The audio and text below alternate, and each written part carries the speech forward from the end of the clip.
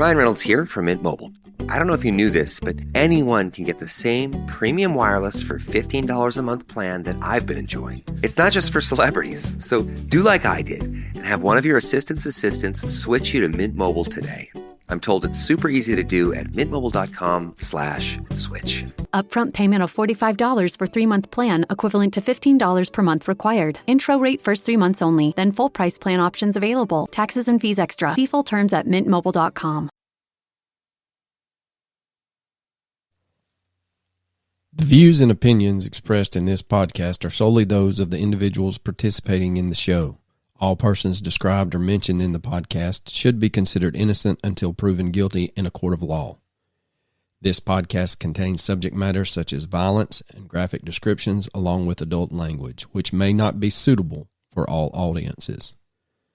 Listener discretion is advised. Have you ever met a bully? Have you ever been a bully yourself? Have you ever wondered just how much a bully can get away with before there are dire consequences? Well, on July 10th, 1981, an extreme bully found out just how far he could take it. Vigilante justice, a killing in broad daylight, yet no witnesses come forward. What really happened and who pulled the trigger? You're listening to the Mysterious Bruce podcast, and tonight we bring you the case of Ken McElroy.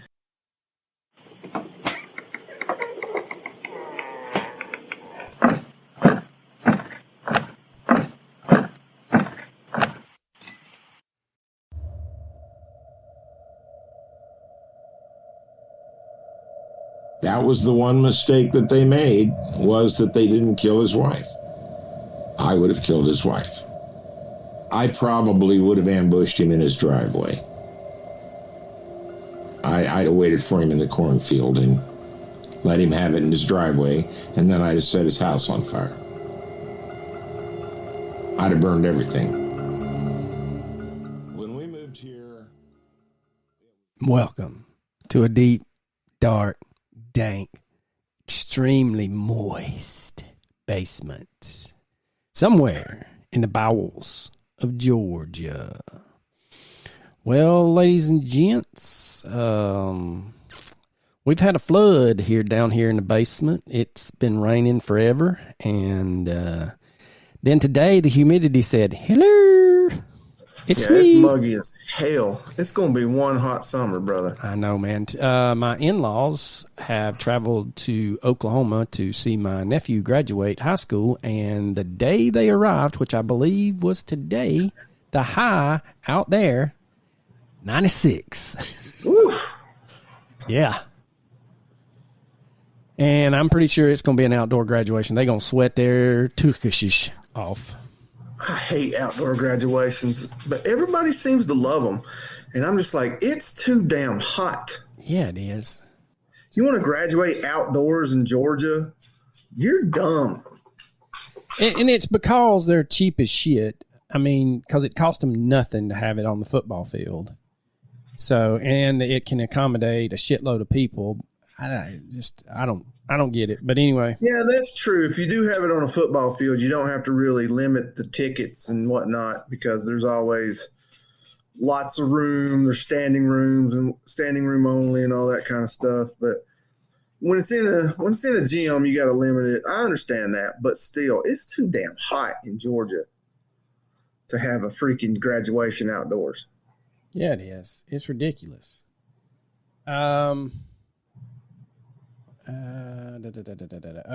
out to the artist known as Matt. He started his own YouTube channel, dropped his first video today. It is BWBG Life 2025, and it stands for Beerwood Bigfoot Ghost. Well, thanks for taking my damn recommendation away, you jackass. Now I got to think of something else. It can still be your recommendation. I'm not going to go into it, but I just wanted to let everybody know out there in podcast land. So if you're looking for it's about a 30-minute video. So he's wearing some of our swag, one of the throwback T-shirts. He recently was sporting that swag at the Sierra Nevada Brewery in North Carolina. Posted it on her Facebook page. I absolutely love that brewery. If you've never been, make sure you go. I've actually been to both, the one in Chico, California, and the one in Asheville, North Carolina, and they are both probably the two best facilities I've ever been to as far as breweries go. They are spectacular. Well, I was trying to get to our latest episode. There it is. Dun, dun, dun. Is it going to work? Nope. Not going to work. Anyway, we'll have to save that for another day. Yeah. All right. So here's the deal, Pickles. This one. I don't know why that was funny. Well, it's because of the pickle story, but oh yeah, oh definitely. If you don't know the pickle story, please subscribe to our Patreon. It's worth the monthly subscription just to hear that fucking story. Yeah, I think I've got the pickle story where if you don't want to subscribe, which we highly recommend you do, if you don't want to subscribe, you can buy the pickle episode and the other one. I can't remember what we named it, but the poop story, I guess, is the best way to name it. You can buy those separately, but for what you're going to pay for it, you could also get a subscription for a year. And that's not me. That's just us. That's letting Patreon price it. But something's going on with Apple. I got an email today. So, again, if you're subscribing to, or if you want to become a patron, go through patreon.com/mysteriousbrews. That way you don't get hit with surcharges through Apple. I think somebody's finally had enough of their shit and is trying to nick that. So tonight's story is one that is basically, we're going to tell this story as a backstory to a case that we're going to cover in the next episode, but we couldn't not cover this because it is so fucking wild. Yeah, we got two in Skidmore, Missouri. We got 2 episodes. While technically it is unsolved, you'll have a pretty good idea of what happened after we're done here. Now, not necessarily. It could have been anybody. Well, that's true. There's 10 people that it could have been. But the fact that the entire fucking town just decided collectively, nope, we didn't see a damn thing. Yeah. Pretty impressive. You got to think to yourself, just how bad was this motherfucker? And from everything that I've read and everything I've watched, he was pretty damn bad. Yeah, he was a grade A piece of shit. Not many people, unfortunately, not if any of his family are listening, I'm sorry to say, but facts are facts. I don't think many people missed it. Well, no, and we'll get to it about who remains out there that's related to him and how they view the whole situation towards the end. But this is going to be a long one, boys and girls, so buckle up, Buttercup. No, I don't like the long ones. I get bored. I have 11,439 words in my notes. Jesus Christ, my friend. That's not necessary. I'm just saying. I kept trying to shorten it, and I'm like, but I gotta talk about this, or it makes no sense. I gotta talk about this. So I cut out some of the stuff, but it's a doozy, boys and girls. So Ken Rex McElroy was born on June the 16th, 1934, and was one of 16 children born to Tony and Mabel McElroy. Now, the McElroys were poor even before the Great Depression hit, and they struggled severely to survive. By the mid-1940s, things began to look a lot better, and the McElroys bought a farm just outside of Skidmore, Missouri. Now, 3 of Rex's older siblings moved to the farm along with their families, and at one point, there was 18 people living on the 2-bedroom farmhouse on the property. To say things were a little tight is an understatement. Tony, the patriarch, was not abusive physically towards his kids, but verbally, he let it rip. Now, he would yell at them a lot, but by the time Rex came into his teenage years, Tony was basically in no mood to discipline his kids. He had given up. And I guess 16 of them little rugrats will do that to you. Now, Rex, for the most part, was left to do whatever he wanted to do. Tony did force Rex to attend school up until he was 15 years old, but school was not a nurturing place for Rex. Now, Rex would tell a man named Charlie, a self-appointed spiritual counselor, that he was poor as a kid and didn't have good clothes to wear to school. The older kids picked on Rex, teasing and pushing him around, and in the 4th grade, when they found out he couldn't read, they made fun of him even more. By the time Rex was 12, he had outgrown most of his classmates and soon earned himself a reputation as a bully. He and his older brother reportedly pulled knives on some boys during a fight, and after that incident, the other kids left him the fuck alone. That'll do that, you know. You'll get a little street cred. Now, one of his former classmates had stated, quote, "I don't care who you were, you did not mess with him. If he came up to you where you were sitting and said, 'Hey, I want to sit there,' you moved," end quote. If you want to be left alone, I guess just bring a knife to a fight and people leave you alone. But in the afternoons, the teenage Rex and his best friend John rode around on their horses, hunted with Rex's dogs, and did basically whatever the hell they wanted to do, whenever the hell they wanted to do it. If Rex found a fence blocking his way, he'd get off his horse and he'd cut it and then ride on. According to Rex, the custom was that you had to ask permission to ride across someone else's property, and Rex couldn't be bothered with that. When a local farmer confronted him about hunting on his property, Rex, 14 at the time, told the farmer to fuck right off. And at some point, Rex gets himself a 1936 Ford. But he didn't have enough money to keep gas in it or keep it running. According to his friend John, neither of them were strangers to the thievery. So he and Rex began stealing in order to pay for whatever was needed with the old Ford. The two boys would steal grain from unlocked grain silos, fill up the inside of the car until it was full to the windows. Then, could you imagine that? I know, man. As I was reading this, I was dying laughing because I could just see like grain all behind them in a 36 Ford up to the windows in the back. And they're just grain everywhere. Like, really? I mean, is there a black market for grain? Well, basically what they would do, they would take the stolen grain to the feed store and they would sell it. They would also siphon gas from tractors or trucks belonging to their neighbors. And when they needed parts for their car, they found another 1936 Ford on the other side of town, and they would just take what they wanted from that one. Good Lord. So according to John, Rex liked to look presentable around people, and he liked to be respected. He was well-behaved and polite, but he resented the fact that he had grown up poor, and he grew to dislike people who could afford to dress nice, drive new cars, and live in nice homes. But Rex refused to work for a living to gain those things. Which means that there was only one means to pay for his lifestyle, and that was a life of crime.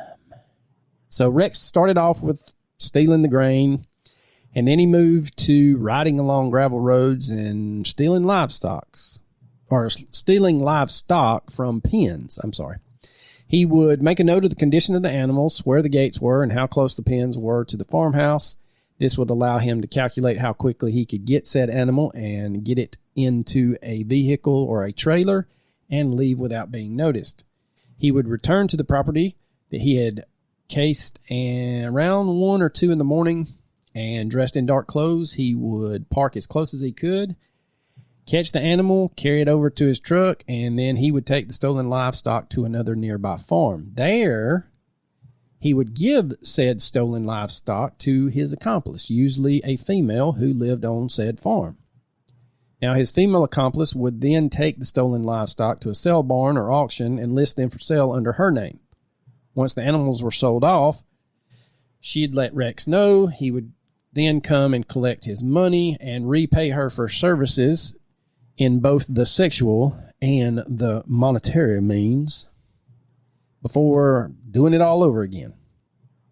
So by the mid-1960s, Rex was just over 30 years old and had already made a name for himself as a thief. He led a gang of teenage boys who stole pigs, cattle, grain, dogs, tools, and expensive chemicals from farm and supply stores. Eventually, his little gang began robbing houses of furniture.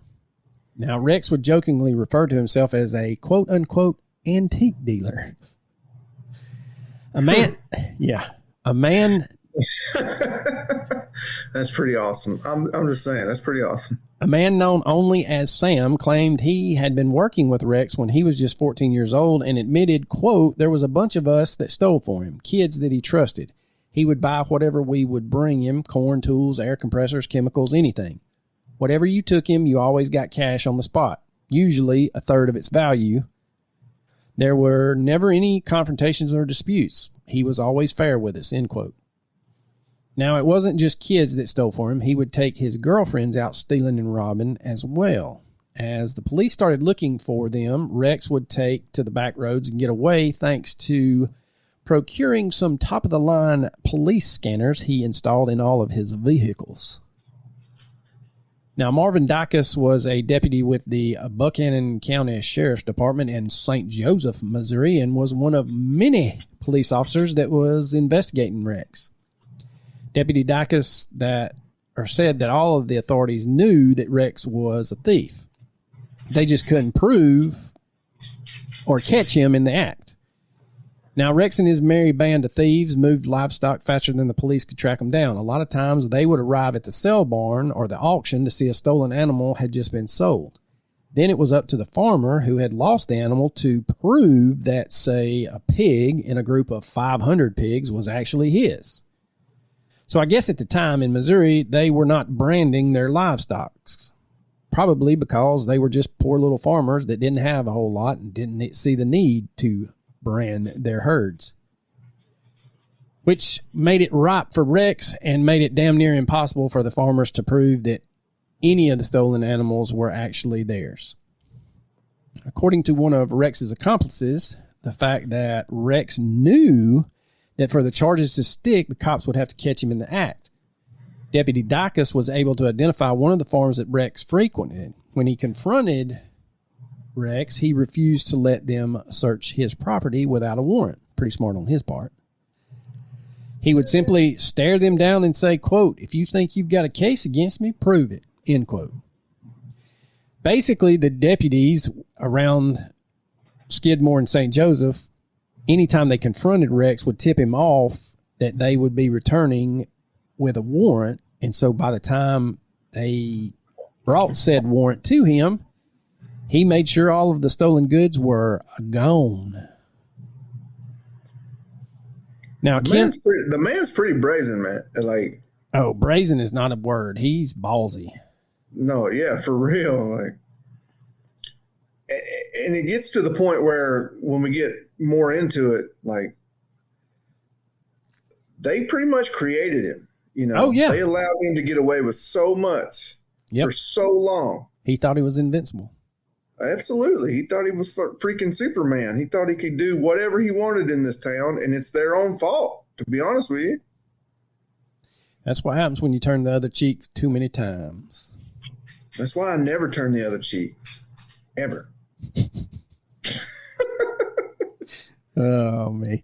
Ken had a harem of women that followed him and stole for him, and this next nugget of information is not pretty, so you've been warned. Uh-oh. When he was younger, Rex was a fairly good-looking young man, according to the people of Skidmore. He had almost black hair and had these deep blue eyes. He was well-built, charming, loved to throw money around like it grew on trees, and he had the bad boy persona that all the girls found irresistible. So in 1952, Rex married Oleta. He was 18 at the time, and she was 16. After they were married, they moved to Denver, Colorado, and eventually back to St. Joseph's, Missouri. This is where Alita's family lived. Now, according to Rex's friend John, Rex and Olita initially lived in a very small, tiny home. Rex was hardly ever home because he was stealing, drinking, fighting, and sleeping with other women. And I use the term women loosely, and this is where the bad stuff begins. Rex had a proliferation for the younger ladies. Another one of Rex's cronies, a man named Larry D., stated that Rex would tell women who flirted with him that, quote, "You're too old for me. I like women younger and tender. I like that young meat," end quote. Now, we know of 17-year-old Barbara, 13-year-old Donna, and 15-year-old Sharon. Now, Sharon was from a poor family in St. Joseph, and one night, she and then 24-year-old Rex got into an argument in his truck. Rex wound up threatening her with a shotgun, and at some point during the argument, Rex shoots Sharon, either by accident or on purpose, and the blast struck her just under the chin. Miraculously, she survived. Her family pressed charges accusing Rex of assault with a deadly weapon, and that was it. They didn't charge him or press charges for attempted murder. I'll let you work that out in your own head there. So for some unknown reason, Sharon and her family dropped the charges against Rex. Rex then divorced his wife Olita in 1958 and married Sharon, making her the second Mrs. McElroy. Next on the list, we have Sally, and Sally was 14 years old when she then met 26-year-old Rex. Rex and Sally's older brother were hunting buddies. Rex swooned her by picking her up from school, driving her wherever she wanted, and buying her whatever she wanted. One night, she was dumped out of his truck, bleeding and crying, looking as if someone had assaulted her. Again, you can use your own imagination. Now, allegedly, Rex threatened to kill her father if she didn't do what he wanted her to do. In yet another bizarre twist, a few days later, she moves in with Rex and his wife, Sharon. Rex would sleep with both of them, play them off of each other, and regularly beat the hell out of both of them in front of his friends. In 1961, the now 19-year-old Sharon managed to escape the house with her baby daughter, the second child that she had had with Rex. She told the police that Rex had locked her and the baby up in the house for 2 days, taking Sally with him. She went on to tell them that she wound up telling authorities and a social worker exactly what had been going on in the house. To say the police and the social worker were horrified is an understatement. The prosecutor levied charges of sexual assault against Rex, and a warrant for his arrest was issued. During this time, Rex found out where Sharon was hiding and confronted her. Now, Rex tells Sharon if she comes home, he would have their eldest boy waiting on her. And the eldest boy at the time was being raised by one of Rex's older sisters. And his sister, during her last visit, realized that the baby boy was being neglected, and she took him back to California. Sharon, wanting to have her son back, had the prosecutors drop the charges against Rex. Upon arriving at their home, Rex beats the holy hell out of her again, while Sally is looking on. And Sharon would go on to have 3 more children with Rex. And she had all of these by the time she was 17. Keep in mind, he's 28, 26. He kind of like the younger girls, for sure. Yeah, just a tad. So the question is, and I am definitely not want to be considered to be victim blaming, but man, why would these women put up with this type of behavior? Okay, so I actually had this. Why were you going to put up with this type of abuse? Get the hell out of there. Well, at the time, and that is not victim blaming. No, it's not. I'm not. I'm just curious as to why females being that young with their entire lives ahead of them, certainly they have family and friends that could help them. Why are they going to stick around and put up with this type of abuse. Well, in the 50s and 60s, unfortunately, they just kept it quiet. That's a good point, honestly. And I'm not, and like you said, we're not victim blaming, and it doesn't make it any more wrong. It doesn't make it right at all. But that was the culture back then. It happened a lot more than people want to admit. And for these kids, and they're kids. I mean, hell, I think the oldest one was 17 when he 19 years old. But he married her when she was 17, I think. No, shit. She was 15. And he's, he's 24 when he starts messing around with a 17-year-old, a 13-year-old, and 15-year-old. And then the 15-year-old, by the time she's 19, has 3 kids by him. And he's moved his side piece in, who was 14. So, which makes him 26 when she moves in. It's just ridiculous, man. It is. It's insane.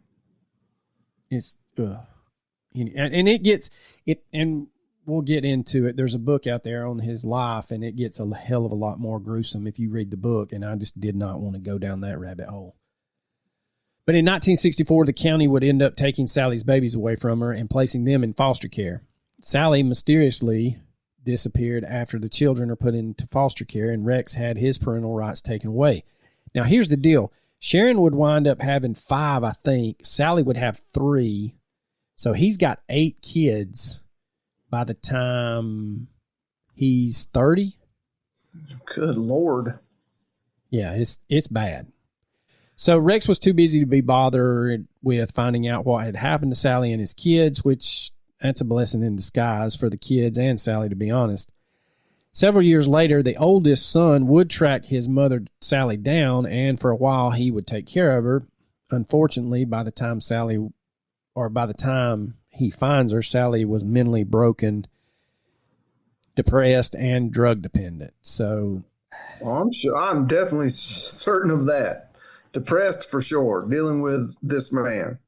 And the son tried desperately to help her and get her help. And in the end, it was, you can't help those that don't want to be helped. And then it was too much for him to bear, and they eventually drifted apart. And that's, I don't know how you, I mean, for his own sake, he had to cut his mom out of his life. And I mean, that's got to be a shitty situation. Absolutely. So I couldn't imagine it. No, I couldn't either. I couldn't imagine a scenario bad enough to cut my mother out of my life. Yeah. So not long after Sally left, Sharon, along with her 4 girls, left the then 32-year-old Rex. The girl had been staying with Rex's mom, or the girls had been staying with Rex's mom. I apologize. And at the McElroy farm, and his younger brother Tim was also at the farm. And that farm, remember, is just outside of Skidmore. Now, it was at this time Rex moved in with then 18-year-old Alice in her apartment in St. Joseph. Alice had known Rex for approximately 3 years, and by that point, she had fallen in love with him and idolized him, which I don't get that whole part about idolizing him. But the dreams of living happily ever after with Rex would never come to fruition. Rex, being Rex, kept doing whatever he wanted and was rarely home. I know that's a shocker. But old Rex would disappear for days or weeks at a time, but expected Alice to be home whenever he did come back. Now, according to Alice, she wasn't allowed to do anything without asking for Rex's permission first. She was not allowed to ask him any questions either. When she did start asking questions, he'd beat the shit out of her until she was physically black and blue and too ashamed to go anywhere in public. So Alice learns pretty quickly just to keep her mouth shut, keep her head down, and stay out of Rex's way as much as possible. She knew that Rex had girlfriends in surrounding counties, and she would state, quote, women were mere possessions to Rex, and that the way Rex saw the world, he was always having to prove himself, always having to show that he was more of a man than the next guy. And one of the ways to prove it was by collecting women. The younger, the better, end quote. Now, Sharon and her 4 girls left the farm in 1968 and moved to Florida to live with her mother. Alice would take their place on the farm and stated that she and Rex's mother, Mabel, grew close. Whenever Mabel would confront Rex about how he was treating Alice, he would beat the shit out of Alice for discussing their personal affairs with his mother. In 1969, Rex, now 37, meets a lady named Trina McLeod. Now, Rex was friends with Trina's stepfather, Ronnie, who was also a hunting buddy of Rex's. Now, by all accounts, she was friendly but shy, and she was very pretty with blue eyes and light blonde hair. But here's the deal. In 1969, when Rex is 37, Trina's 12. Vicky, a friend of Trina's from school, stated, quote, Rex began coming to the school and sitting outside in a big fancy car waiting for Trina. When school was out, Trina would go with him. The school didn't like it and there was trouble over it, but he kept doing it, end quote. Now, Trina's uncle, Russ Johnson, was a deputy sheriff with the Nottoway County Sheriff's Department, and he warned Trina's parents that Rex McElroy was hanging around outside the school talking to their daughter. Now, Nottoway County is the county that Skidmore sits in. Trina's mother shrugged it off, saying there was nothing going on between Rex and her daughter because, probably in Mom's eyes, she's fucking 12 and he's 37. There shouldn't be anything going on. But after Uncle Russ warns Trina's parents, Trina starts skipping school, starts riding around with Rex, so her stepfather, Ronnie, confronts Rex and tried to keep Trina away from him. But he backed down and eventually just allowed Rex to do whatever he wanted to with his 12-year-old stepdaughter. Rex began picking Trina up from school at the bus stop in Skidmore before the bus actually ran in the mornings, and then he would drop her off at the bus stop after school was out in the afternoon. Trina's friend Vicky would also state that Trina would come back to school looking disheveled, crying, but the next morning she was getting back into Rex's vehicle. Trina, now 14, became pregnant with Rex's child and dropped out of school. Like the others, she would spend most of her pregnancy at the McElroy farm with Rex's mom, Mabel, who was also spending time with Alice. And it didn't take Trina long to figure out that she needed to keep her mouth shut, keep her head down, and do what Rex told her to do.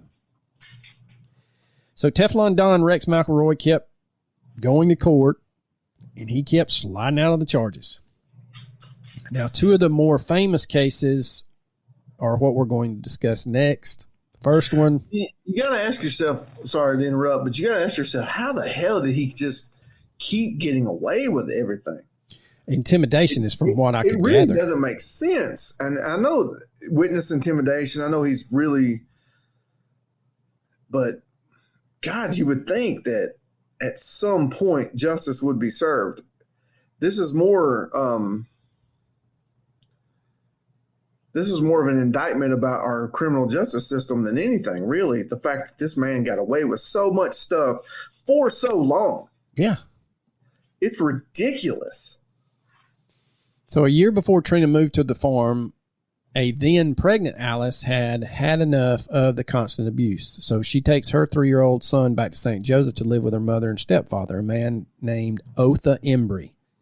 Now, Rex finds Alice and tells her that he will take their son away and she will never see him again if she didn't come back to the farm. Alice refuses and went as far as to guard her parents' home with a gun by her side, which is probably a smart move on her part. Just in case old Rex decided to make an unannounced visit, she was ready. Good old Rex and two of his cronies come to the house one evening and shoot Alice's stepfather through the living room window in the leg. This would lead the Buchanan County prosecutor to file felony assault charges against Rex. The prosecutor claimed that Rex had shot Otha in the leg, but his intent was, quote, doing great bodily harm, end quote. I think his intent was to kill him. Now, Rex's modus operandi anytime charges were levied against him was to victim blame. Otha would state, quote, with Rex, everything was always your fault. If he shot you, you prosecuted him for it, you were the bad guy. Well, yeah. I mean, that's how I approach every time I shoot someone. Yeah. It's your fault. I had to shoot you. I mean, that's very normal. I mean, I don't know why we're even bringing it up, because I'm telling you, if I shot you, it's your fault. You deserved it. It was your fault. Yeah. He would also beat Alice up, and by beating her up, I mean he would beat her silly. And then she would complain, and then she was the bad person because she was complaining, and he would beat her again. I mean, why would you even why take the time to complain about having the shit kicked out of you? I mean, what's the point? I mean, it happens, you know? I mean, it's a normal thing. Yeah, I mean, by this time it is. Anybody in his orbit gets the hell beat out of them. I would love to tell you, I mean, not love, but I would like to be able to say, you know, my fiance gets beat all the time and just takes it. But if I ever raised a hand, if I ever touched that woman violently, not only would she stab me 1,000 times, like she literally has an army of people backing her up. There's at least 5 people in her life that would end my life. I was going to say, that's my rule of 5. You got to have 5 people in your life. If you call at 2:30 in the morning and say, hey, man, I need a shovel and a couple of tarps, they're like, okay. Yeah, no, I have those people too. I have a person that that I know for a fact that if I called him at 3 in the morning and be like, hey, man, I need your help moving a body, he would be there as fast as he could. And I also know someone that if I called him and said, hey, man, I just killed somebody, I need your help, that he would escalate it to the point where we would make world news, not national, world news. He'd be like, all right, fuck it. It's going down. It's going down. We're going nuclear. But yeah, like, as much as I love my fiance, I know for a fact that I can't cross her because she has people backing her up that would gladly not even do it because they think they were supposed to. They would do it with a smile on their face. They would end my life. And that's what this whole story, that's what I never understood. Like, there wasn't one son of a bitch in that town that was like bigger and badder than Rex. Apparently not. I mean, you would think that somebody, even just a passerby coming through, you know, him bumping into the wrong person, you get the shit beat out of you. I mean, Jim Croce wrote 2 songs. Yeah, you don't. Not one, but 2 songs. That's right. About how much you think you're a badass. Somebody might come into town and be much better than you. You don't mess around with Jim. Oh, I mean, that's the better one. I like Bad Leroy Brown, but I think You Don't Mess Around with Jim is probably the superior song. So Otha goes on Just my opinion. No, just my just my opinion. Otha goes on to state he shifted the blame onto the victim, and then the victim became responsible for their own pain, end quote. So for 10 months, Rex harassed Alice's family, more specifically her stepfather, Otha. Rex would call the house at least once a day and threaten to kill Otha if he didn't drop the charges. So Otha began keeping a gun with him at all times, and the family was scared to leave the house. I'll be damned. I might die in a blaze of glory, but there ain't no way I'm going to be scared to leave my house. And I sure as hell ain't going to sit around and watch some fucker beat the shit out of my daughter. So, but anyway. I don't see how you could do that. Like, I don't either. That's the other thing. These fucking people just cow down to him. I'm like, you have no spine. You're just going to watch your daughter, who 12, 14, 15, get basically molested and then knocked up, and you're just going to let him beat the shit out of her. Yeah, I don't have a daughter, but I promise you, if I did have a daughter, I would be more than willing to die for that daughter. And yeah, that's not going to happen. Yeah. It is not going to happen. You're not going to abuse my daughter and not face serious consequences and repercussions. It's just not going to happen. So on January 10th, 1973, Rex confronted Otha in Garland's Tavern. Rex pulls a knife on Otha and tells him that he would kill him if he testified against him. Rex walks out of the tavern, comes back shortly with a semi-automatic 12-gauge shotgun. As he enters the tavern, he locks the doors and essentially holds everyone there hostage. At some point, he walks up to Otha and sticks the barrel in his face, telling him, quote, I'm going to kill you unless you swear not to testify. I'm going to start with your feet and shoot all the way up until there's nothing left of you, end quote. Rex would repeat this threat several times, even going as far as to point the shotgun in the ground and fire a round off. Otha, who carries his nuts in a wheelbarrow, never gave in. He just stood there. By the time the police arrived, Rex was gone, and everyone in the tavern swore they didn't see a thing officially. Otha told the officers what had transpired. Rex was arrested and was remanded on a $1,500 bond. A couple of days later, new charges were filed against Rex, stating, quote, Ken McElroy did willfully, unlawfully, by menace, attempt to deter a witness, to wit, Otha W. Embry, from appearing or giving evidence in a criminal proceeding, to wit, the prosecution of the said Ken McElroy for the felony crime of felony assault by threatening to kill the said Otha W. Embry. Rex would hire an attorney, and Better Call Saul ain't got shit on this man. This guy's name's Richard McFadden. And he was a trial lawyer from Kansas City and wound up handling all of Rex's cases and was paid cash for his services. McFadden would become the first person that Rex called whenever he got in trouble, and he liked to brag that McFadden was a mob lawyer. On March 2nd, 1973, a felony charge was filed against Rex. The charge was for attempting to bribe a witness not to testify.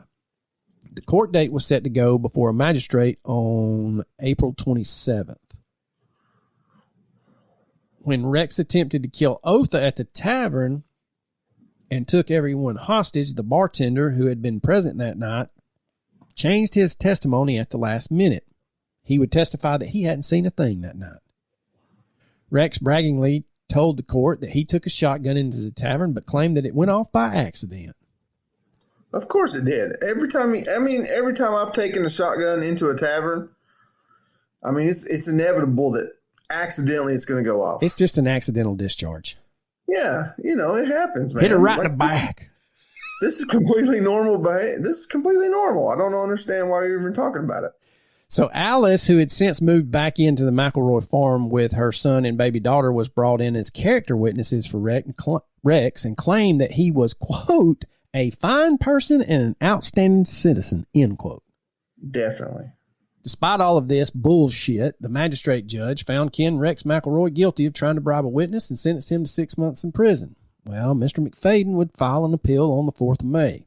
This appeal resulted in an automatic new trial, until which time Rex would remain out on bail. That's another thing I don't understand. You know this son of a bitch is intimidating witnesses. Keep his ass locked up. Mysteriously, the next day, the case files were sealed and nothing else was done to ensure the original sentence was carried out. That one is one of the bigger mysteries in this whole case. I scoured the Reddit threads. No one can tell you why it was sealed. So on June 11th, 1973, 2 weeks after giving birth to a baby, it was now the 15-year-old Trina's turn to escape. She went to Alice and begged her to take her to her aunt and uncle's house. Alice agreed to help her and loaded her own 2 children into the car, and the 2 young ladies made a run for it. Once they arrived at Trina's Aunt Brenda's house, they begged Aunt Brenda to take them in. Brenda agrees under one condition. The girls and the kids had to stay inside the home until Trina's Uncle Russ, remember he's a deputy sheriff, could take them to a safer place. Good old Bloodhound Rex tracked them down by following Alice and Trina back to Brenda's house after they left the hospital where they had visited Trina's new baby. Now, this is pure speculation, but I'm guessing the baby was in a NICU unit. But again, it's just a guess because there's not a whole lot.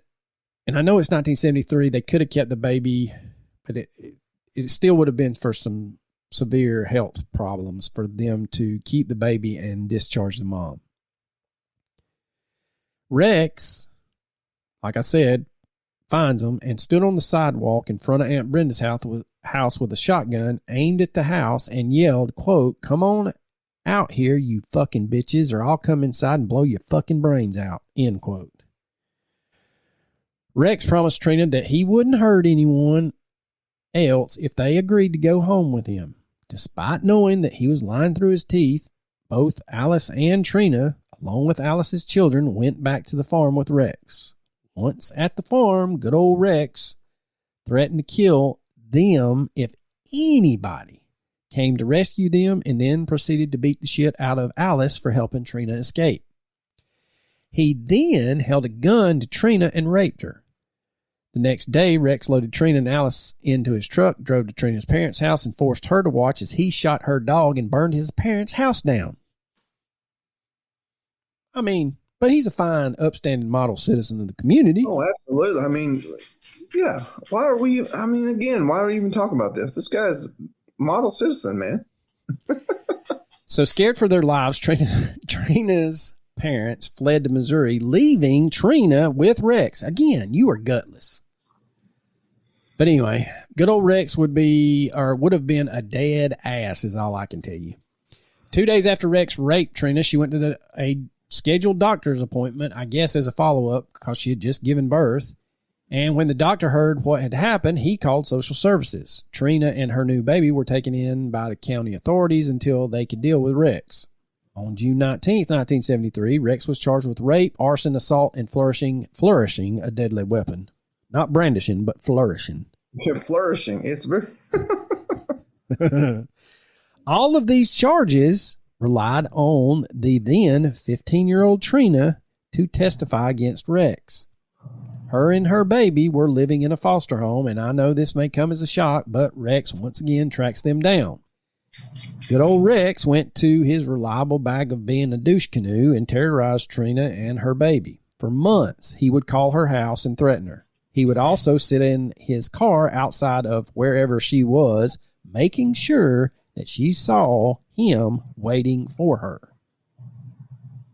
So in November of 1973, the preliminary hearing was held in Nottoway County. When the magistrate judge, a resident of Skidmore, heard that Ken McElroy was involved, he refused to proceed over the case, stating, quote, "I don't want anything to do with that man or I'll get killed," end quote. Again, a bunch of damn yellow-bellied, spineless sons of bitches.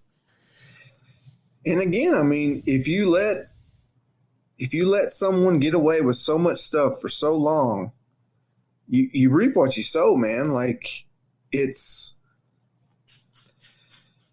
I agree with you 100%. If I was him and I had that kind of attitude and I knew that I just got away with everything, I don't think I don't think I'd give a shit either. No, but these people are allowing me to do this.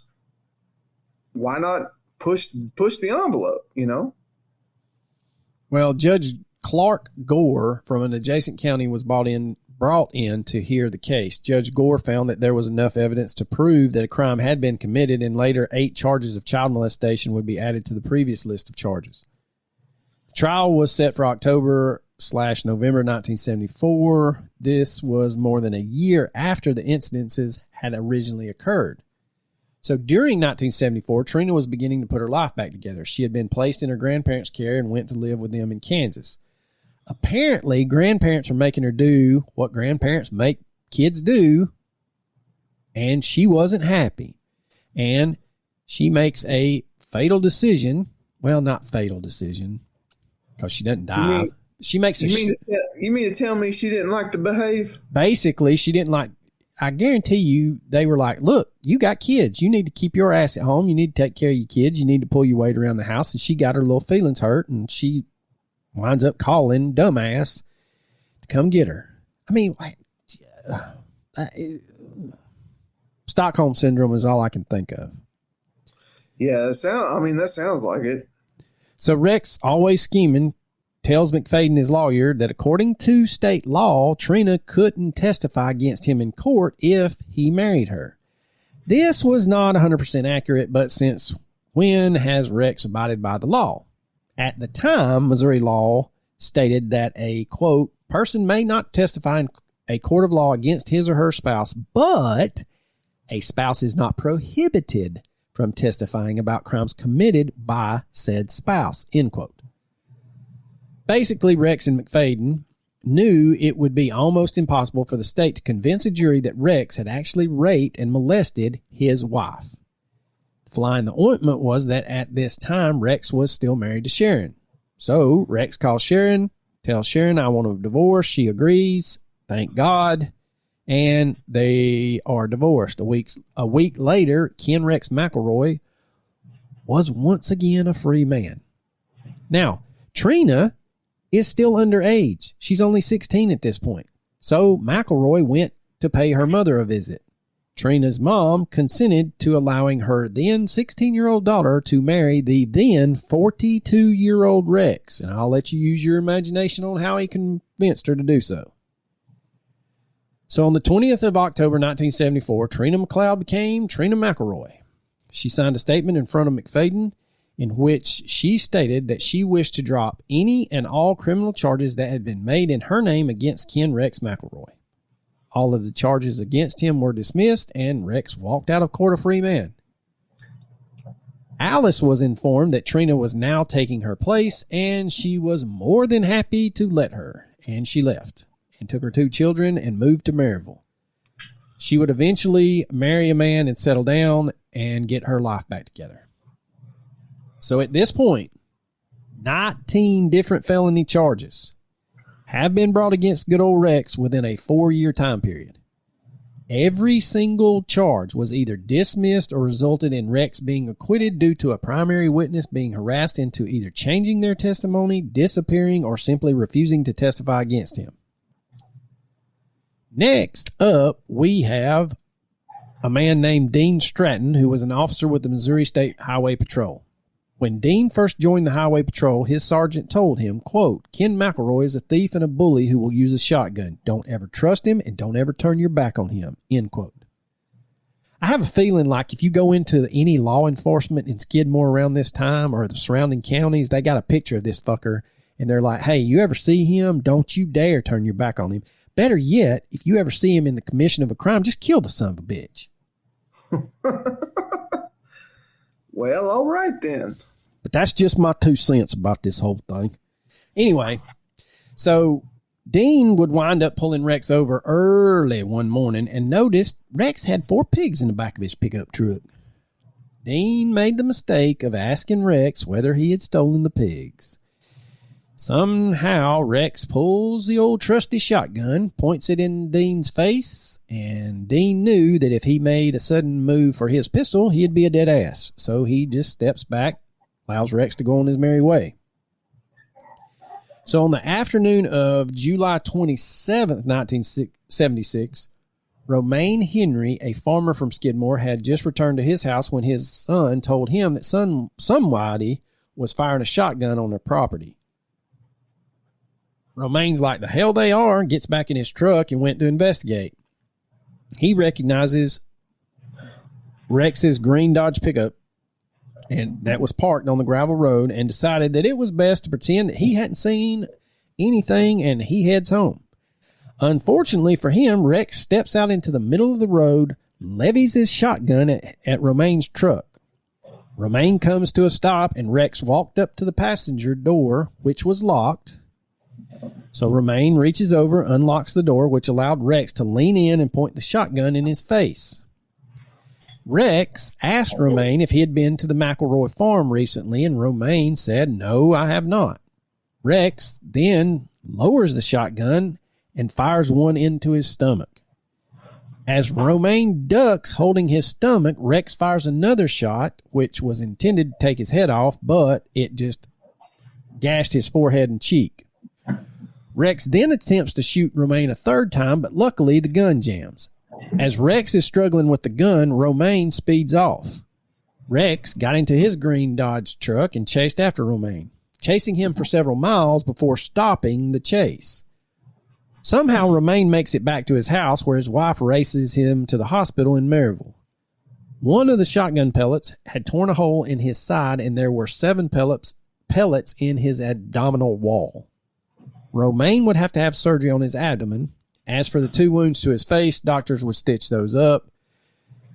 They were mere flesh wounds. Rex was arrested the next day and charged with felony assault with the intent to kill or do great bodily harm. At Rex's court hearing, he stated that he wasn't there. He didn't do it. That wasn't me. 5 people would test. So you're telling me he took the Shaggy defense? Yep, pretty much. It wasn't me. It wasn't me. At Rex's court hearing, he stated that that afternoon he was just driving around minding his own business. But 5 people would testify that they had seen Rex that afternoon. 3 of them were local farmers who had seen Rex's green Dodge driving down the gravel roads alongside Romaine's farm that afternoon. 2 others who were friends of Rex's from Iowa stated that he was on his own farm that afternoon supervising some carpentry work that those 2 men were doing for Rex. McFadden managed to get the hearing postponed until August of 1977, more than a year later. Rex would use this time to terrify the witnesses, including Romaine Henry and his wife. Rex would drive by the Henry farm, making sure that either Romaine or his wife saw him. He would then shine flashlights into their bedroom windows at night, sit on his truck outside their house for hours and hours on end. Now, the other witnesses received about the same warm gestures as well. Rex started spreading rumors that if they testified against him, they would be killed. The Henrys and the other witnesses from Skidmore would all go to the police for help, but that was like spitting in the wind. McFadden would manage to convince the jury that the witnesses were unreliable by making a scene that they were not even sure of what they had actually seen. The jury, however, would end up ruling that Rex was not guilty. Shortly after the trial, rumors were that some of the jurors had been threatened by Rex. I know you're shocked. So in July of 1980, Skidmore had never had a population of more than 600, and by 1981, that population was down to just 440 people. I think today the population of Skidmore, Missouri is like 240 people. Now, Skidmore's residents were mostly comprised of people whose families had lived in the area since the 1880s. They didn't have their own town police department. They were Skidmore's patrolled by the Nottoway County Sheriff's Office. What they did have, however, was a marshal named David Dunbar. Keep that name in your little minds because he's going to come back around. So back to Genius. Rex and Trina lived just outside of Skidmore, and Trina had her 3 kids, and they would go into town to shop. So by this time, Trina's full-blown Stockholm Syndrome. She's just stuck like Chuck. Now, this is where this is the means to an end. This is where it all starts going south for Rex. So 3 of Sharon's daughters had moved back to Skidmore to live with Rex and Trina. And I can't keep all the damn kids straight, so I hope y'all got your string and your markers ready. So these 3 teenagers would often drive Rex's pickup trucks into town and also took part in old Papa Rex's thieving. So on April 25th, 1980, Debbie McElroy, one of Rex's daughters, walked into the B&B grocery, followed by Trina's 4-year-old daughter, Alita. Now, Debbie bought a candy bar, a bag of cookies, and a pack of cigarettes. Alita walked up to her holding a few pieces of candy. Debbie handed the cashier, Evelyn Sumi, money for her items. It was at this time that Evelyn realized that Debbie's not intending to pay for little Alita's candy. So Debbie tells Evelyn that the little girl had her own damn money and she could pay for it. The kid's 4. Anyway, Evelyn took the money from Debbie, handed her receipt and her change. Evelyn notices that Alita was still holding the candy. Debbie took said candy from her, put it back in the bin, which pissed little Alita off, and she began pitching a holy hell fit. When Debbie turned to leave the store, Alita grabbed another handful of candy. Evelyn called out to Debbie to let her know that Alita had grabbed another handful of candy. Debbie, pissed at this point, wrangles the candy from Alita and puts it back in the bin, which throws Alita into a full-blown temper tantrum. So Debbie drags her little ass out of the store, as she should have. Afterwards, Lois Bowenkamp, one of the owners of B&B Grocery, walked up to Evelyn to ask her what was going on. Evelyn was still explaining when an older girl, Tammy Sue McElroy, rushed into the store. Tammy Sue was Rex's oldest daughter, and she confronted the two women, demanding to have her money back, claiming they had accused her little sister of shoplifting. Evelyn and Lois try to tell Tammy Sue that is not what happened, and that is not how it went down. Tammy Sue's not having it and declares as she leaves that, quote, nobody from our family will ever buy anything in this store again, end quote. Who would have guessed with a father like they have that they would be entitled like that? I know, it's shocking. Who could have guessed? Yeah, spare the rod, spoil the child. Yeah, I mean, now you know it's just mind-boggling, honestly. You know, I can't believe they would be like that. And you know, Evelyn's sitting there going, "Well, shit! If all I had to do was accuse a 4-year-old of stealing and to keep y'all from out of this store, fuck, I'd have done that a long time ago."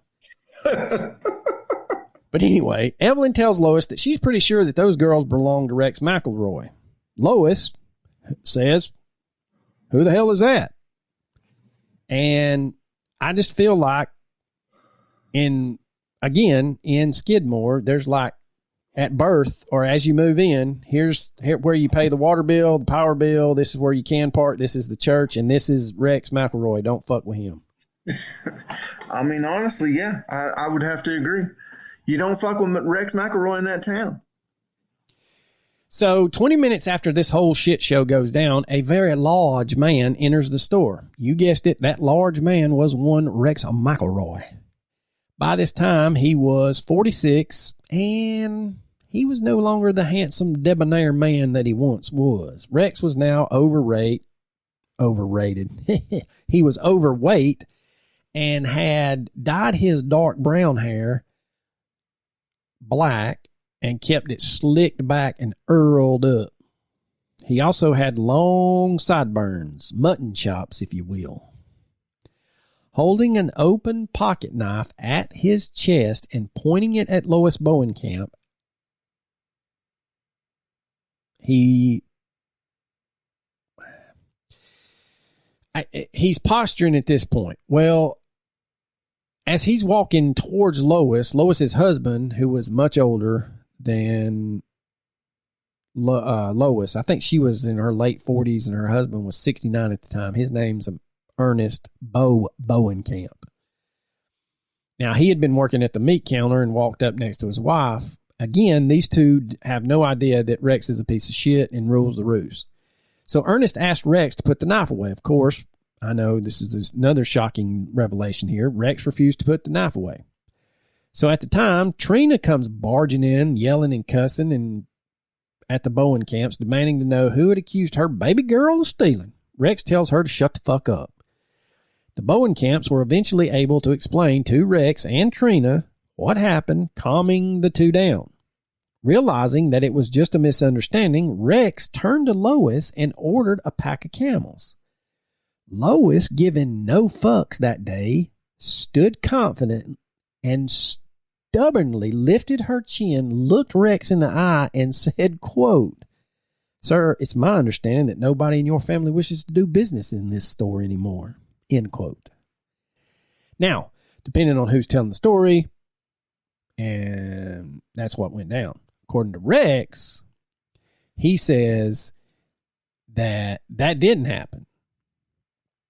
According to Lois, she says, that's right, turn around and leave.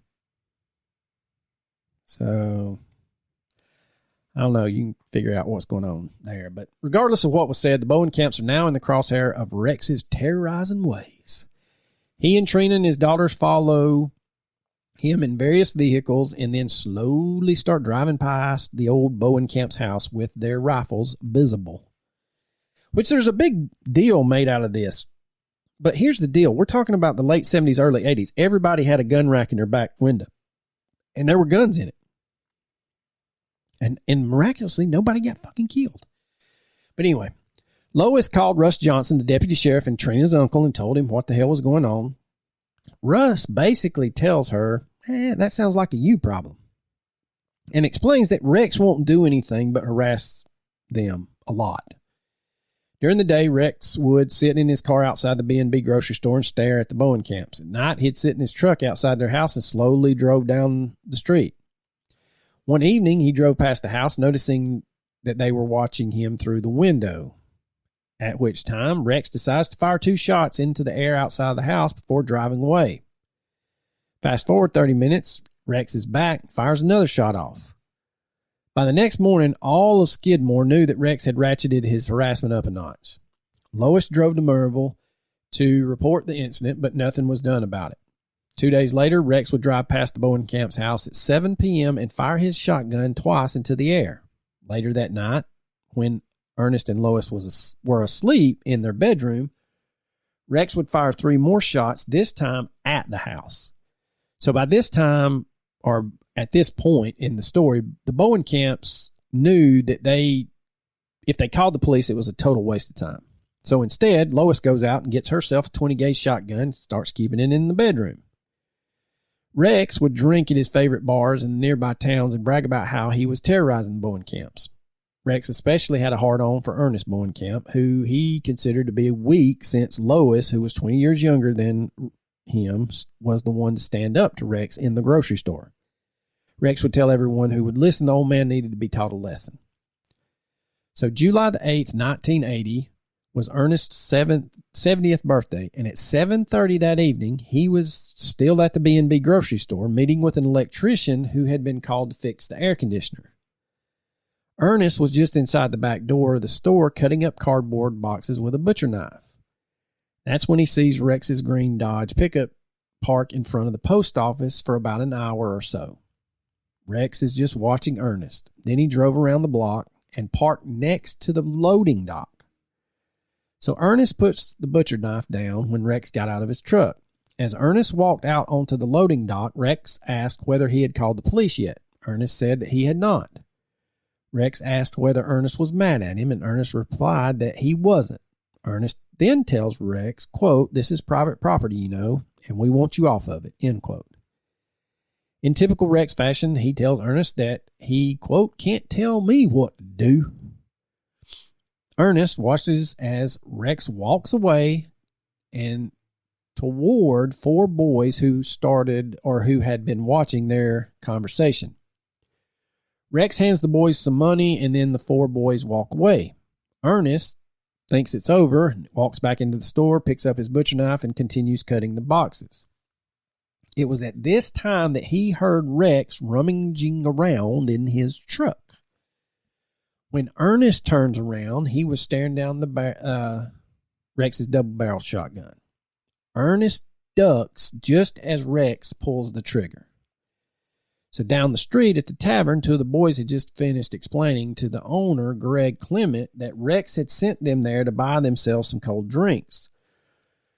It was at this point the shot rings out. Greg yells at Red Smith, who's the bartender, to lock the doors. Steve Day, one of the 4 boys, left the tavern through the back door. After making sure that Rex's truck was nowhere in sight, he ran up to the back of the B&B grocery store. There he found Ernest lying just inside the back door. Ernest had been shot in the neck, but he was still alive. Steve then runs back to the tavern, pounds on the locked doors, and yelled, "The old man's been shot." The news from Steve drove the other customers of the tavern into action. Greg Clement called for an ambulance and ordered Steve and one of his friends to go and find David Dunbar, the marshal. Remember, he's the marshal of the town. Within minutes, the whole town of Skidmore knew that Ken McElroy had shot Ernest Bowenkamp. Ernest was rushed to the hospital in Maryville, and the shooting was reported to the Nottoway County Sheriff's Department. So a manhunt ensues for Ken Rex McElroy. The orders, confirmation, authorization codes for the manhunt were issued over the police radios. But remember, Rex has a scanner in all of his vehicles, so he knows exactly where the police were, what they were planning, and which roads they had blocked. Rex did not plan on hanging around long enough to get arrested, so he went back to the farm, picked Trina up, and the 2 of them headed south towards Fillmore, Missouri. From there, they could head into Kansas. Now, Corporal Dean Stratton was the one that wound up capturing Rex. Now, remember, Stratton despised Rex since Rex had threatened him with a shotgun several years prior. Stratton knew that as soon as Rex heard the police were looking for him, he would try to get out of Missouri as fast as his little fat ass could take him. And he would either hide out in Nebraska or Kansas until the heat dissipated. So as Rex's green Dodge entered Fillmore, Stratton was waiting for him, and the chase ensued. Stratton let the rest of the officers know that he had tracked Rex down and called for backup. Stratton knew that Rex was listening. So the police were planning on surrounding Rex and were shouting their plans over the radio, letting all of the other officers know that Rex was armed and dangerous. Not necessarily a shoot-on-sight order, but it was close enough. Rex knew that this was probably going to end badly for him if he resisted, so he pulled over, allowed Stratton to approach his truck. Stratton ordered Rex out of the truck and told him that he was under arrest for a shooting in Skidmore. Rex, being Rex, calmly asked, "Who's been shot? I ain't been anywhere near Skidmore." Trina, who had also been ordered at gunpoint to get out of the pickup, reiterated Rex's claims that they just hadn't been in Skidmore all day. A cursory search of the truck revealed that the truck was clean. Gone were the usual guns and such. Police would have to get a warrant to search Rex's property for the shotgun he had used to shoot Ernest. Now, once the police had Rex in an interrogation room and questioned him about the shooting, Rex, being the sly, seasoned piece of shit that he was, simply said, quote, "I don't know anything about it. As Shaggy says, it wasn't me. I didn't shoot anybody. I want to talk to my lawyer," end quote. Of course he didn't. He's just a victim of circumstance. I just out here riding these country roads with my woman. Y'all done harassing me. How dare you accuse this man? He has no prior... There has been absolutely no reason for you to think this about him. At this point, the felony charges that he has skated out of are in the high 20s. No. It's just been coinky dink. Yeah. They just out to get me. So the next day, Ken McElroy was charged with the Class A felony of assault in the first degree and was released again on a $30,000 bond. And this is 1980. That's a shit ton of money. He's released under the condition of, quote, he needs to keep the peace and be on good behavior. And I know good old Rex, he'll do that. Bullshit. So he's got to do that. He's got to be on his best behavior until the case comes to court. Now, Rex's preliminary hearing was scheduled for the 18th of August, 1980. That evening, just 24 hours after he shot Ernest Bowenkamp, he was back at the D&G Tavern in Skidmore drinking a beer. He jokingly asked the bartender, "What was all that commotion about last night? Was there a burglary at the grocery store? You arrogant bastard." Anyway, Bill Everhart, one of the locals who was once the acting marshal for Skidmore, is quoted as saying, quote, "If a man shoots an unarmed man at point-blank range, he ought to be kept in jail until the trial," end quote. I agree with you. The Bowenkamps would continue to live in fear. The people of Skidmore decided to keep their tried and true philosophy of, if you don't bother Ken Rex McElroy, he won't bother you. The Bowenkamps felt abandoned by their neighbors and by law enforcement. Their daughter, Cheryl Brown, stated, quote, "Nobody understood what it was like to wake up every morning afraid, to be scared and nervous all day long and terrified when the dark came and you couldn't see him, and every time there was a noise in the night to prowl the windows and wonder if everything was okay in town. That's how it was for me," end quote.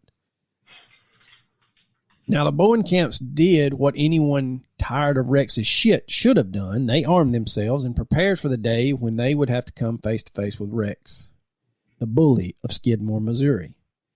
So after shooting Ernest, Rex turned himself into a boogeyman.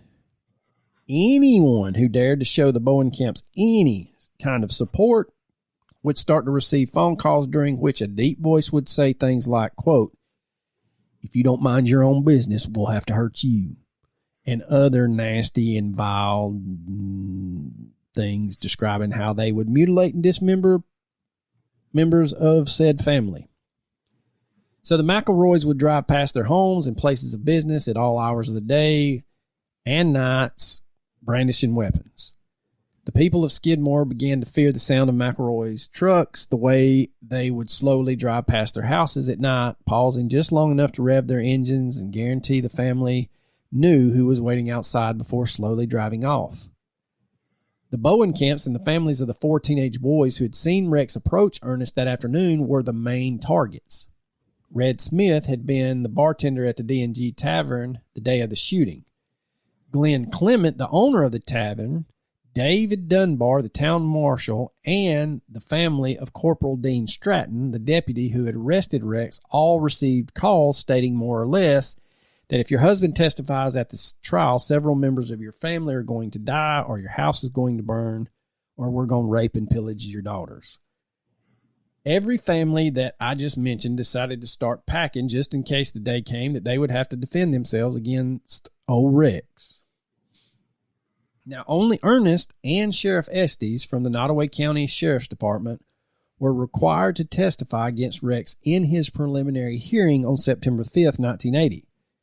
There, he was charged with 1 count of felony assault in the first degree. Once again, they released Rex on bond, and McFadden, Rex's lawyer, did what he could to have the court date moved to a later date. Now, it was rumored that McFadden did this in hopes that Ernest would die, because he was 70 years old and had been shot in the neck. But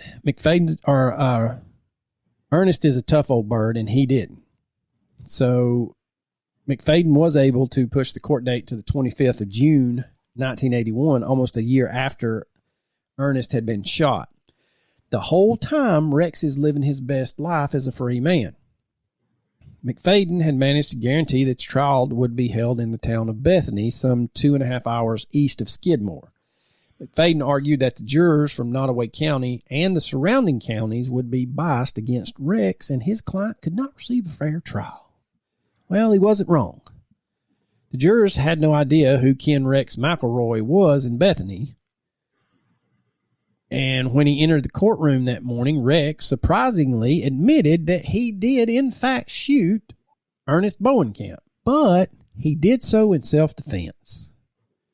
See, what had happened was his truck had broke down. He had pulled into the B&B Groceries loading dock area to work on it, and Ernest Bowenkamp had come out there and threatened him with a butcher's knife, telling him to get off his land. Rex had only fired his shotgun as a warning to Ernest. He hadn't realized that it wounded the old guy.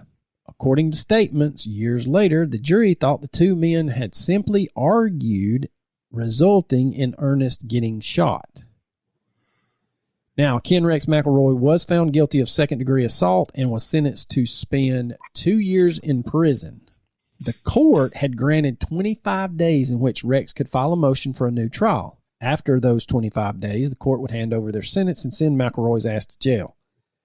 But again, during those 25 days, he's a free man.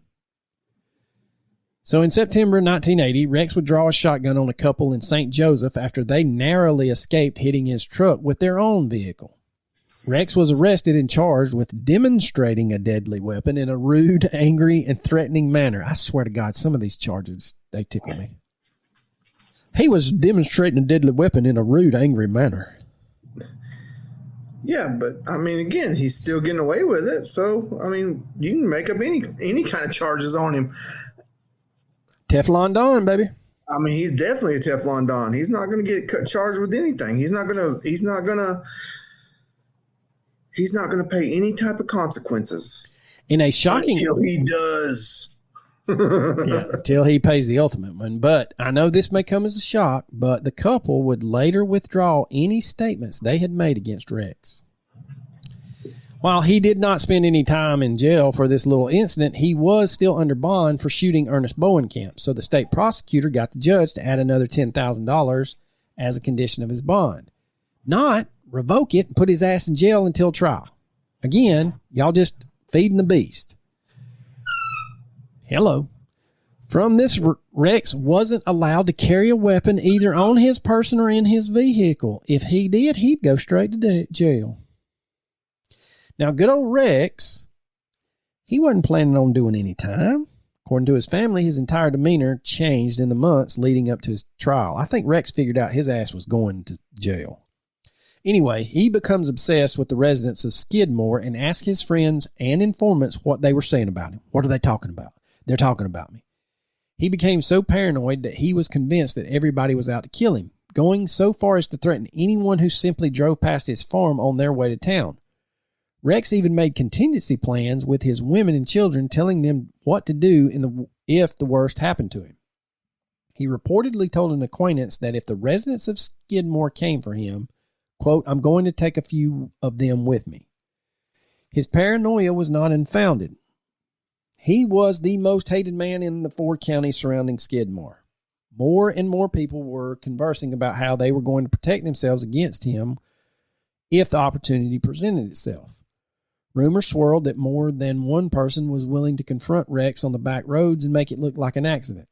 So the town has finally had enough of his shit, but as we've discussed, they've fed the beast long enough, he doesn't see anything wrong with it.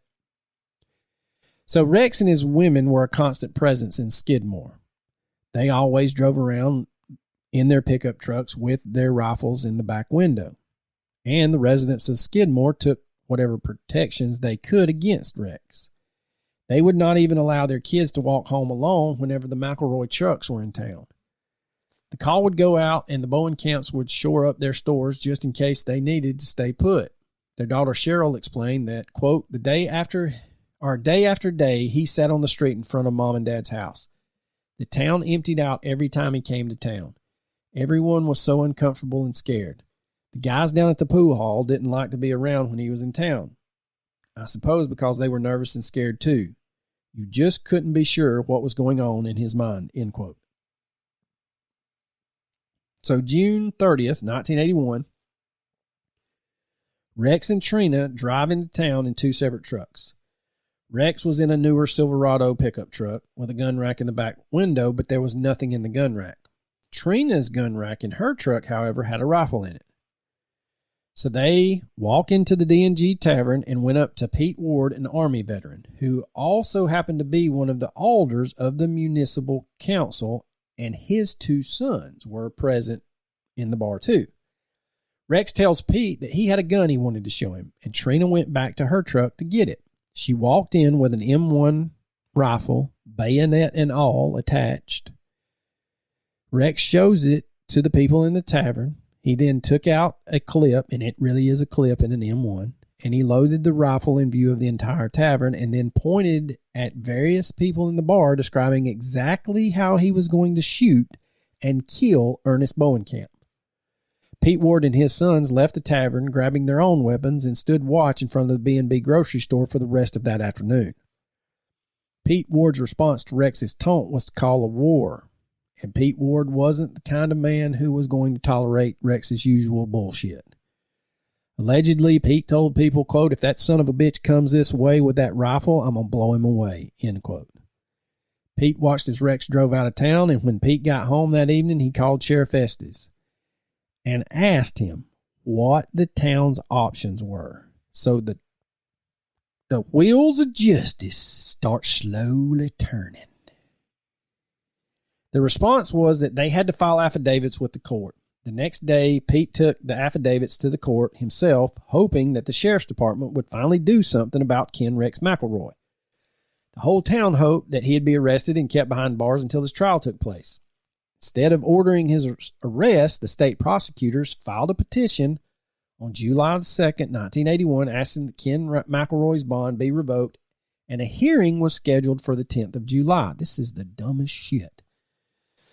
But anyway, now the Wards and the Clements joined a long list of families in Skidmore that Rex considered to be his enemies. So that it is clear, here's the families that are on Rex's shit list. You've got the Bowenkamps, the Sumies, the Kennys, the Barretts, the Browns, the Warrens, the Wards, the Clements, the families of the 4 boys who he had bribed the day he shot Ernest, Corporal Stratton, his wife, and their daughters, along with the farmers he had stolen from. People began to openly state that accidents happen every day. Unlike the Bowenkamps, The Wards and the Clements had been farming the area for almost 100 years, and they had a lot of friends in the 4 counties surrounding Skidmore. The Bowenkamp's daughter Cheryl describes how the tide seemed to turn against Rex once the petition was filed. Quote, "For me and my entire family, there was a sense that something was going to happen one way or the other. Either they would revoke his bond and put him in prison, or the tension would finally break. Somebody, and that somebody would get rid of him, or at the least attempt to get rid of him. I can't say that anyone thought that way, but there was a feeling of some kind of inevitability. There we go. I got it out. Inevitability. I got it. I did it. Liberty bibberty. Hockety bockety. Waka waka. So the hearing was to be held on Friday, the 10th of July, 1981. In the week leading up to that hearing, Pete Ward had called on his friends and neighbors and asked them if they'd be willing to drive in a convoy towards Bethany, where the hearing was to be held. The idea was that Rex couldn't get to any witnesses if they were protected by a whole convoy of people. Everybody agrees, yep, sign me up. Unfortunately, it was all for naught. The Wednesday before the hearing is supposed to take place on that Friday, McFadden managed to get the hearing postponed for another 10 days. News of the postponed trial doesn't make its way back to the convoy, but what does make its way back is that there was a convoy, and that is relayed to McFadden, and he tells Rex to stay out of Skidmore.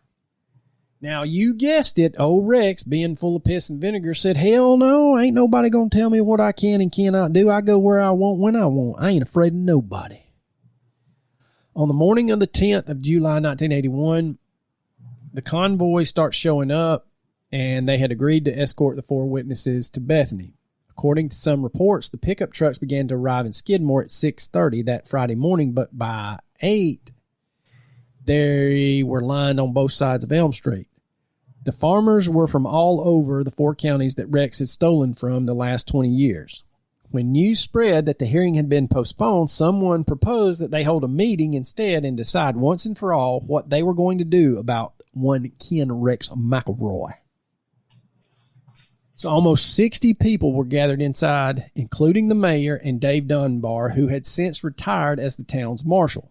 The discussion turned heated, and there was more than one person who suggested they should just shoot the son of a bitch. Pete Ward is credited for insisting that they needed to stick to the letter of the law. The group called for Sheriff Estes to counsel them on what legal options they had. Sheriff Estes drove to Skidmore and proposed that they start a neighborhood watch to keep an eye on Rex. He then said jokingly that if Rex shot any one of them, they were within their rights to return fire. About this time, someone burst into the meeting to let them know that good old Rex McElroy had just arrived in town. I mean, honestly, think about it. If you've been dealing with this guy for years, and then the sheriff is like, "Let's just start a neighborhood watch." Like, come on. Well, and I think that he also looks at him and kind of winks and says, "Now remember, if he opens fire on you, you can return fire."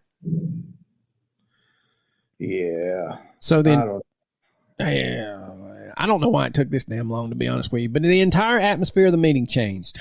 It was suggested that they should just go, quote, "keep an eye on Rex," end quote. The members of the meeting left, and Sheriff Estes got into his car and skedaddled. A group headed towards the D&G Tavern while the rest of the men spread out along Elm Street. Their focus was on the tavern where Rex was drinking a beer with Trina by his side. According to Trina, her and Rex had been at the farm when one of his sisters came up just after 9:30 in the morning, letting Rex know that the people of Skidmore were having a meeting in order to decide what to do with him.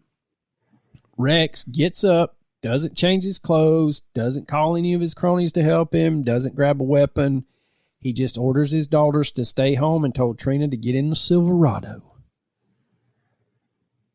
Trina stated that she knew that something was going to happen the moment she saw how quiet the town was. Quote, "It seemed so strange. Vehicles were lining the street when we arrived in town, but no people were anywhere.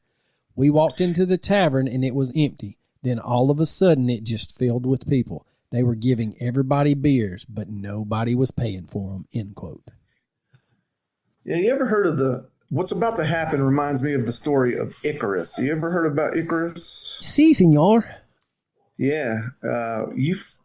Icarus was very confident, and once he got too confident, he flew too close to the sun. And this is exactly what's going to happen to Mr. McElroy. He flew way too close to the sun. He thought he was untouchable. But as you're about to reveal, not so much. They send one of yours to the hospital, you send one of theirs to the morgue.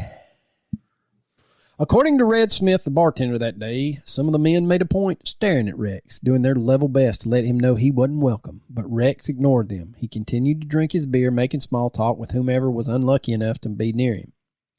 Trina, still by his side, was growing more and more anxious by the minute as more and more men entered the tavern, staring holes through them. Finally, Rex finished his beer, bought a six-pack and a pack of cigarettes, and then he and Trina left the tavern. Rex and Trina get into the Silverado, and Trina watches as a group of men follow them out of the tavern, surrounding the truck. Rex stared them down, lit a cigarette, and started the pickup, allowing the big V8 to roar. The engine reverberated off the tavern walls. Trina realized that they were in danger, but Rex didn't move. He just continued to stare at the men surrounding the truck. As he slowly blew out a cloud of smoke, Trina saw the first rifle and tried to warn Rex, but it was too late. The back window exploded and Trina screamed. Shots rained down on the Silverado. Jack Clement yanked the back door open, dragging Trina out of the pickup, yelling at her to get down or they'll shoot you too. The Silverado's engine grumbled furiously as Rex's foot hit the gas pedal. This drowned out the sound of the gunfire. All of a sudden, the streets emptied. Pickups pulled out of their parking spaces and sped away. Trina's terrified cries were muffled when Jack Clement dragged her into the bank and called for help. The booming engine on the Silverado started to smoke, and all of a sudden, the engine seized up. Within minutes, the town was eerily quiet and empty. News of Ken Rex McElroy's death spread like wildfire, and more than one person admitted to feeling the sense of relief. According to Trina, one woman walked over to her, and while she was cowering in fear on the bank's floor, and said, quote, "You left us no choice. I didn't see a thing," end quote. In the case of Ken Rex McElroy, at least 60 people had been on Elm Street when the first shots rang out. Cheryl Brown stated, and that's Bowenkamp's daughter, that she watched the entire incident take place from a hideout inside the B&B grocery store. Bank clerks had watched the crowd gather around Rex's truck from the bank windows, and at least a dozen people were inside the tavern when the first shots fired. Strangely, ne'er a person bothered to call the police. 30 minutes after Rex was shot, Richard McFadden received a call from Rex's brother Tim to let him know that Rex had been killed. McFadden was the one who called the sheriff's department to let them know there'd been a shooting in Skidmore. Not Trina, not his brother Tim, nor any of his friends in Skidmore. His lawyer had to call the sheriff. Deputies and ambulance services arrived an hour after Ken died, or Rex died. Sheriff Estes arrived just after the ambulance did, and he reportedly yelled at the people who stood around and watched at his deputies, or as his deputies studied the Silverado, quote, "You weren't supposed to blow his goddamn head away." The ambulance took Rex's body away, and the deputies started looking for any evidence of who had shot and killed Rex. They found a few bullet casings, but no one came forward to help look or give a witness statement regarding what had happened that morning. Police reports would later say that at least 10 rifle shots struck the Silverado. The coroner's report explained that Ken Rex McElroy had been hit twice, and one of them was a headshot that killed him instantly. The bullets belonged to a .30-30 and a .22 caliber rifle, or a .22 caliber Winchester hunting rifle. Based on the bullets that were recovered, there were 3 shooters, one of which likely used a shotgun. Legally, Rex's death was a mess. The state prosecutor couldn't be involved since he had found Rex guilty of assault just 2 weeks earlier. Sheriff Estes wasn't allowed to investigate his death either, since he had been at the meeting that morning, and when asked what would happen if someone shot and killed Rex, the sheriff had jokingly said, "If that happens, it happens as long as I don't know anything about it," end quote. The agency that was tasked with the investigation was the Northwest Missouri Investigation Squad, a.k.a. NOMAS. Later, the FBI would be brought in to investigate the murder of Ken Rex McElroy and the conduct of Sheriff Estes. I'm going to let you in on a little secret. Sheriff Estes stays sheriff for quite a long time. NOMAS had the cause of death, the caliber of the weapon that were used, and even a good idea of exactly how many shooters had been or where they had been standing and what they were shooting.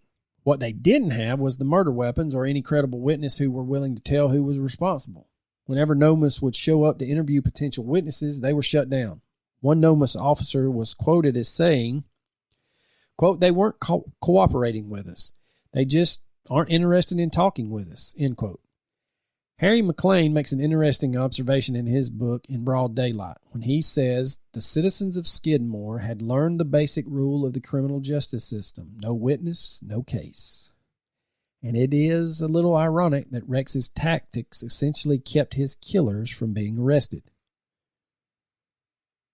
After McElroy was shot, Trina hightailed it to the state patrol headquarters in St. Joseph, Missouri. She was convinced that the people of Skidmore were going to kill her as well. Upon arrival, she gave the state troopers a full statement identifying Dale Clement as one of the shooters. Dale would be interviewed a day later, and he pointed the finger at a guy called Gary Dowling.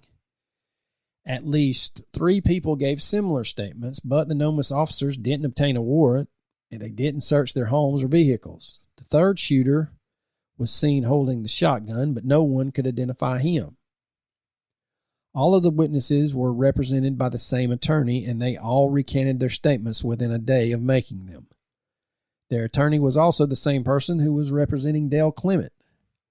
Trina and McFadden insisted that NOMAS wasn't doing their job. Trina said that NOMAS was dragging their feet, not trying to do anything about the murder. After NOMAS and the FBI had conducted their investigations, a grand jury convened with testimony from the coroner. The coroner explained that there was enough evidence to prove that a crime had taken place. The grand jury ultimately decided, there's just not enough evidence to indict anyone for the murder of Ken Rex McElroy, and the case was essentially, for all intents and purposes, closed. Skidmore became the vigilante town that had murdered the town bully. Trina would go on TV stating, quote, "I hope they just remember that McElroy never kneeled down to them. They never forget him because there will never be none like him. He was the best," end quote. Again, if that ain't Stockholm Syndrome, I don't know what the hell is. Now, people would debate whether she had suffered a mental break to where she truly believed that Rex was the only person to ever care for her. Trina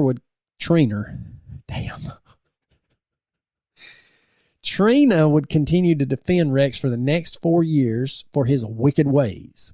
She stated, quote, "They made most of it up. He was just a man who would stand up for his rights, a man who the town hated so much they got together in a big group to murder him," end quote.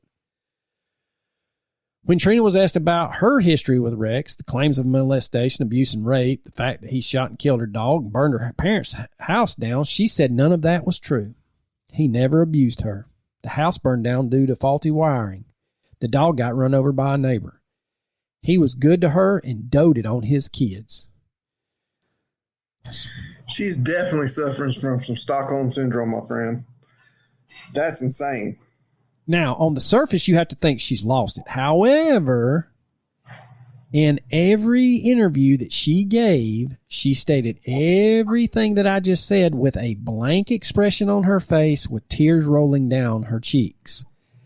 And Rex's attorney, McFadden, was standing by her side. There were few instances where McFadden was not by her side and her story fell apart. Really? Yes, sir. So in 1984, McFadden had Trina sue the town of Skidmore, Nottoway County, Sheriff Estes, the mayor, Dale Clement for wrongful death of Ken Rex McElroy, asking for $6 million in damages. That's not too much. Trina finally gets sick and tired of McFadden putting pressure on her, and she orders him to shut the fuck up and settle the suit. Trina winds up receiving $17,500 when it was all said and done. A few days after Rex's death, a Jeep drove past Alice's house in Maryville, and 2 men fired at her 3 children, missing her daughter by mere inches. 2 days later, they were asked to leave the house. Her neighbors didn't want the children of Ken Rex McElroy around. Eventually, Alice moved to Forest City, Missouri, enabling her children to get away from the hatred people in Skidmore and the surrounding areas still harbored for Rex. A year after his death, his house on the McElroy farm was burnt to the ground one night. Just like the shooting, no one knows who lit the match, but no one complained, and it was never investigated. In an interview with the author McLean in 1987, Trina reported that she was happy and healthy. When he asked about her life with Rex, she said that she only ever did what she was told to out of fear that she'd be shot or beaten. But after his death, quote, "I've changed. I don't have to hold my head down to anybody no more. I can look up at people and not have to worry about looking at the wrong person and getting in trouble for it," end quote. To this day, Skidmore is still known as the town that killed Ken Rex McElroy, and some of the residents believe that the town is cursed. Since Rex's murder, at least 3 horrific crimes have taken place. The town is slowly dying as well. Like I said earlier, in 2020, the census only stated that there was 240 residents of Skidmore. One thing remains the same in Skidmore. Ne'er a person will admit to who shot and killed Ken Rex McElroy. I mean, it just goes to show you can only push people so far. Yeah, and there's just a couple of things I wanted to go over as we close this thing up. No one exactly knows how many children Rex sired, but by most accounts, there's 16 McElroy children. Wow. Yeah. 5 days after his murder, the entire McElroy clan withdrew their money from the bank in Skidmore and have mostly avoided the town ever since. His brother Tim continued to live on the McElroy farm with their mother Mabel, but by all accounts, he'd never blamed the town for what happened to his brother, but he never visited Skidmore again. Dale Clement passed away in 2009, although he insisted for years he had nothing to do with McElroy's death. Some people still consider him to be the man who saved Skidmore from Rex, which should tell you everything you need to know about how the public viewed the murder. Trina married a man named Howard Williams 2 years after Rex's death, and they had 6 children of their own. She passed away on January 24th, 2014 at the age of 55. According to her obituary, she lived a happy and normal life after Rex's death. Author Harry McLean was a successful lawyer before the reports of Ken McElroy's murder drew him to Skidmore. His book, In Broad Daylight, was adapted into a made-for-TV movie by the same name. It was updated... what's the name of that one? It was updated in 2005 under the title Without Mercy to include even more details regarding the investigation. Now, we tried to keep it NC-17 for this episode, but if you really want to know what went down in Skidmore at the hands of Ken Rex McElroy, I highly suggest you read In Broad Daylight. It is very descriptive, and I did not want to have those demons in my head. Now, according to Harry McLean, Richard McFadden was so proud of his portrayal in his book that he bought copies, this motherfucker, for every member of the Missouri State Senate. So I guess McFadden went on to hold a Senate seat in Missouri. And not only did he buy a copy for everybody in the Senate, he had McLean autograph every copy. And then McFadden hand-delivered them to each person. He also didn't have any regrets about how he acted defending Rex. He claimed that he'd been simply doing his job. Douchebag.